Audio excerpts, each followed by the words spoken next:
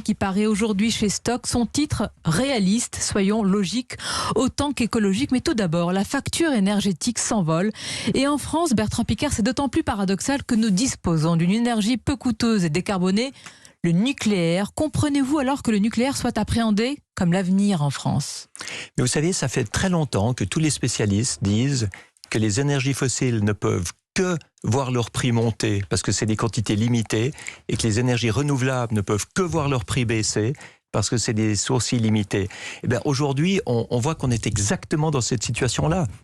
Alors le nucléaire, c'est vrai que les centrales actuelles produisent de l'énergie décarbonée, elles n'en produisent pas assez vu qu'une grande partie de notre société est toujours au pétrole et pas encore à l'électrique. Maintenant, c'est vrai que c'est peut-être pas très malin de fermer des centrales nucléaires aujourd'hui, mais si on veut en construire des nouvelles, c'est pas très malin non plus parce qu'elles seront prêtes beaucoup trop tard. C'est-à-dire, par exemple, les petites centrales, les mini-centrales nucléaires dont parle le président de la République française qui vont être lancées désormais, c'est trop tard pour vous? L'échéance est trop tardive? Tous les rapports du GIEC montrent qu'on a 10 ans pour décarboner la moitié de notre société, sinon on n'y arrivera pas. Ces centrales, elles arriveront bien après les 10 ans. On voit bien à quel point c'est compliqué de lancer une nouvelle technologie. Alors, utilisons les technologies qui existent. Il y en a deux, hein. Principalement, c'est les énergies renouvelables. Le solaire et le vent, aujourd'hui, sont beaucoup moins chers pour faire de l'électricité que le nucléaire, le pétrole, le gaz et le charbon. Et puis l'autre chose, c'est l'efficience énergétique, c'est-à-dire que les prix montent parce qu'on consomme trop. Aujourd'hui, on gaspille 75% de l'énergie qui est produite. Quand je dis qu'on la gaspille, c'est pas qu'on l'utilise de manière excessive, c'est qu'elle est perdue par des systèmes de chauffage, des systèmes d'éclairage, des systèmes industriels, des maisons mal isolées. Elle est simplement perdue par inefficience. Donc c'est là-dessus qu'il faut travailler, parce que si vous voulez baisser la facture énergétique des gens les plus démunis, eh bien, il faut leur permettre d'en gaspiller moins.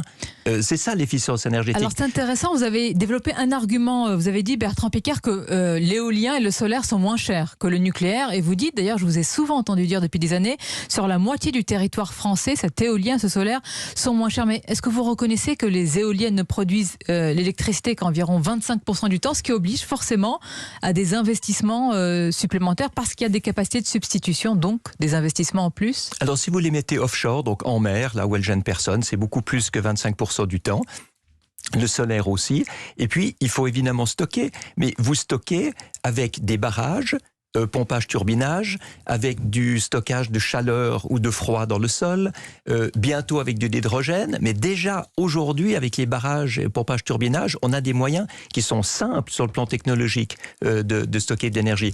Donc vraiment, moi, ce qui me heurte quand je vois tous ces débats, c'est que tout le monde parle des problèmes et on ne parle pas assez des solutions. Et les solutions existent. C'est pour ça que j'ai appelé mon livre réaliste. C'est que souvent, c'est juste du bon sens. C'est pas qu'il faut développer des nouvelles technologies incroyables, high-tech, etc., qui n'existent pas encore. Non.